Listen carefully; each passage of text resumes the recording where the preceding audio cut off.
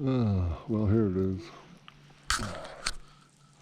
11 o'clock, September 19th, and we got a little snow last night, and rain, and a mess.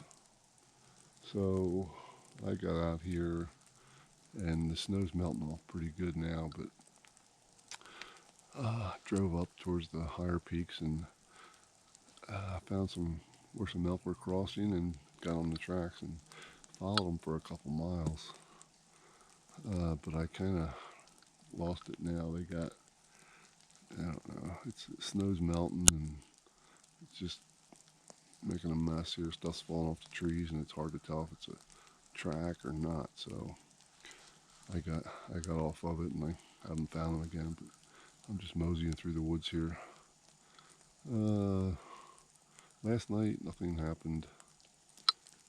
Nobody got into anything. A couple grouse, some deer, that's about it. This morning,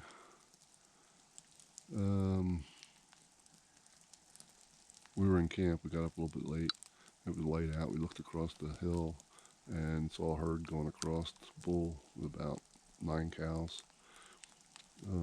And they kind of mingled around, but then it got so cloudy and foggy you couldn't see where they went off to. So kind of shelved that idea because I had no idea where they went.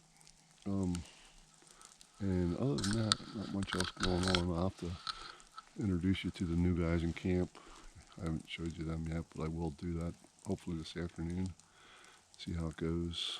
And yeah, cold, wet, snow's falling down my back. Yeah, not much. My pillow got wet last night a little bit because it was laying against the side of the tent. I got a canvas tent.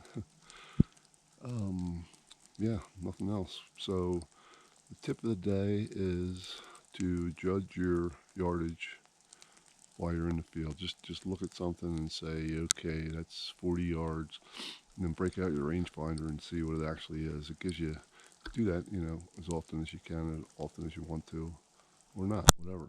But yeah, it's a good idea. Check it out, because it is, when you get that opportunity to shoot one, you probably won't get a chance to use your rangefinder. Hopefully you do, but not usually. So that's about it. Like I said, I will come back again later this afternoon, and hopefully everybody will be in camp, and I'll show you the new guys. And that's it. Anything else, I'll let you know. So here it is, September 19th still. We're back at camp, and I told you I'd show you the new guys. Anyway, this is one of them, Derek. Mustache. Fu Manchu. There's Bob. And, well, there's John. I mean, what else can you say? Tammy. And there's Lance. He showed up from Minnesota. Yep. And then there's me. And Caveman. Whoa. Am I on film right now? I think so. And elk are running all over the place over there. It snowed last night. I think I can zoom in a little bit. There he goes. So yeah, we saw him up on top of the hill there this morning, running around in an undisclosed location. Just right up there, right up there on the hill. Just right up there. And there's the two dogs. Wherever there's food, that's where the dogs are. I think Luke's in there somewhere. That's Luke, yeah. He's still around. He came back. I'm back. He came back. Yep, there he is. Luke. So much for the family thing. All right, I told you I'd show them to you, so that's that. So here it is, September 20th, about 9:30. I don't know if when I introduced Bob yesterday, if I told you he was my son, but he is. And he's been out here, I think 3 times now. He likes it too. So, well, it's cold again, but yesterday evening, I was the newly appointed mayor of Elkville. What that means is that I was just surrounded by elk. Bulls bugling and cows chirping and just a lot of action, which was great. A lot of fun. I had one at 40 yards, really a dark chocolate brown bull. Kind of surprised me.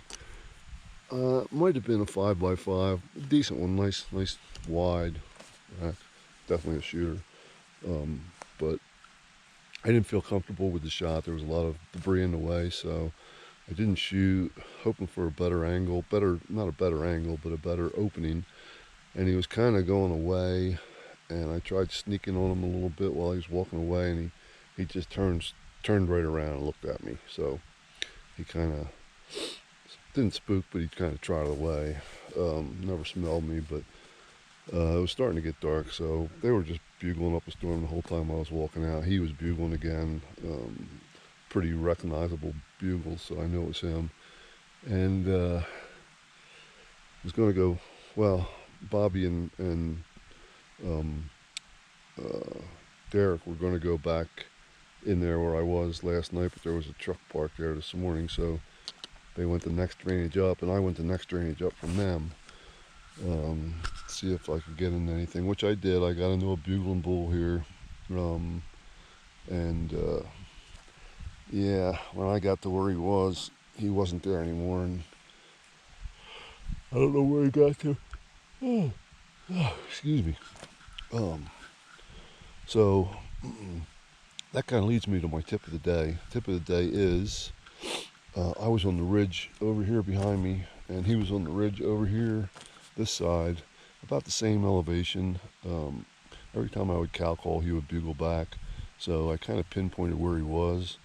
I opened up the Onyx map, and using that with the elevation features and the ravine features, terrain, everything like that, I put a waypoint right where he was. I dropped a pin, and I was able to come down the one side and go up the other side right to that spot, pretty much, to get downwind of it, and it worked out nice. He wasn't there, but I didn't get to shoot him or anything, but it's a real good idea to try to do that. Just stick a waypoint there, and then you could delete it after it doesn't work out or works out or whatever. But yeah, it's good. So today's bright and sunny, still cold, like I said, but I wanted to show you this road here, and give you a panoramic view of the area. It's still snow in the mountains up there, but if you look at this road here, used to be an old logging road. They just kind of dig it up, and you can see all the way down there. They just come in with a backhoe or mini excavator or something and just keep chewing it up and digging it up and putting sticks there to make it eventually look like it was never even a road. So that's what they're doing here in Idaho currently. I don't know if it's a good idea or a bad idea, but it's an idea. So that's all I got. So if anything else comes up, I will let you know.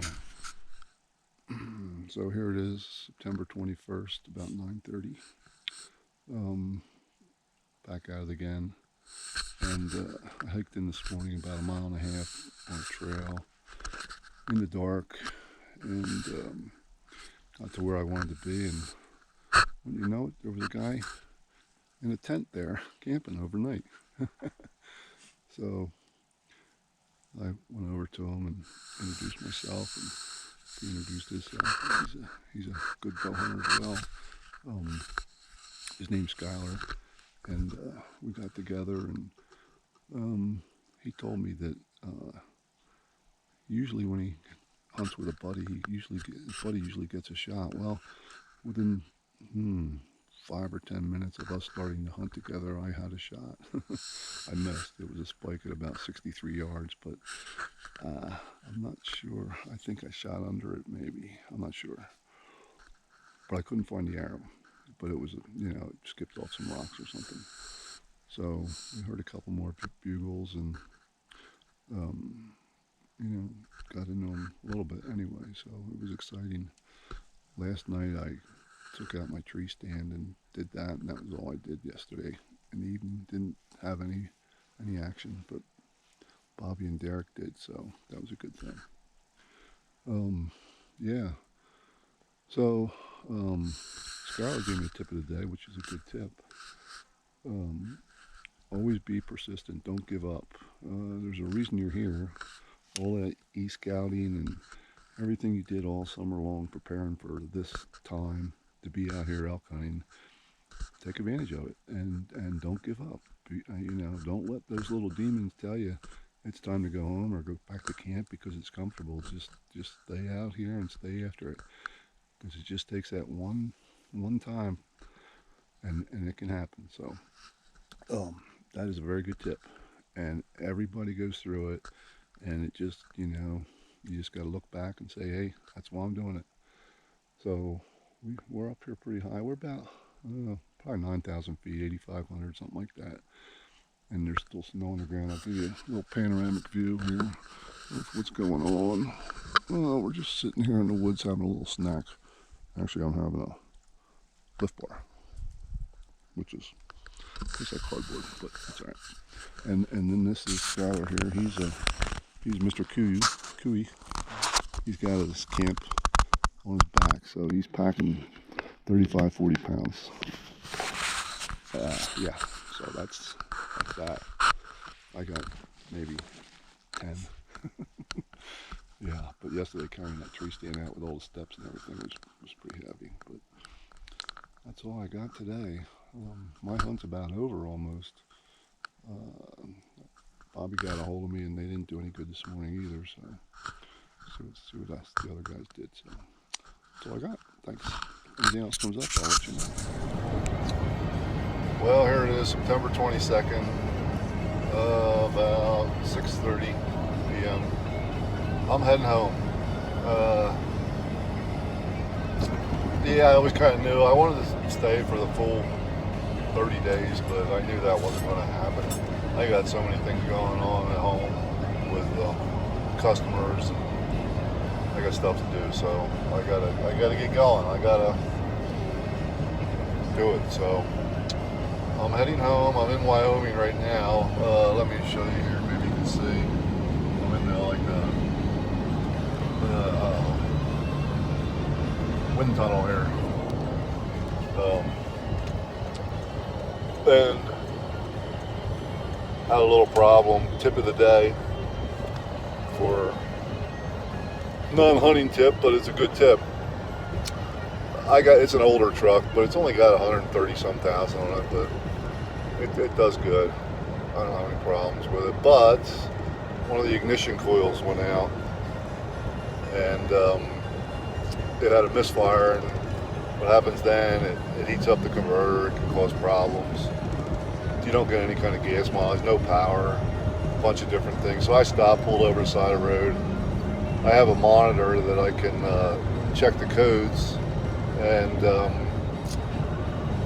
it didn't set a hard code, but it had a pending code, PO 301, which is the number one cylinder misfire. So I had 8 plugs and I had 2 coils, 2 brand new ignition coils, which I brought, and some tools. So I was off into a little, I don't know what it was, a little trailer park thing or whatever. And I pulled the coil out and put the new one in and took care of the misfire. So that was a good thing. So that's a good tip. If you have an older vehicle, might want to carry an extra ignition coil and figure out how to put it in. Well, you can, if you have service, you can watch a YouTube video and figure it out. But you do need a monitor to figure out which code it is, so you know which coil to replace. And then you got to figure out the firing order, so you know which one to replace and where it's located. So that worked out all right. Bob is getting into them today again, so that's a good thing. Bob and Derek, I think they're using their e-bikes to get up on top of the hill. They're leaving Friday, and life's good. Didn't get a bull, didn't get an elk. Had some close encounters. Could have shot some, but I didn't want to early like that. There was one that I really wanted, which I didn't get. I did shoot at a spike the last day, but I don't think I wanted to hit it because I didn't. I completely missed it. So Other than that, I'm just cruising. I just had dinner.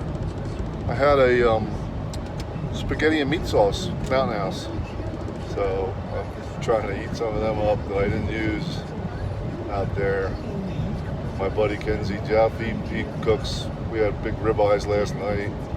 Huge, biggest ribeyes I've ever seen. So he has a smoker that he uses a pit boss. That's about it. I don't think I have anything else, so I'm heading home. Like I said, I'm just about out of Wyoming right now, so I'll drive till, I don't know, until I get tired. I'm not going to overdo it. It's a 36-hour drive, so I got a ways to go. So if you liked the video, give me a thumbs up, and I'd appreciate it. Thanks a lot. Bye.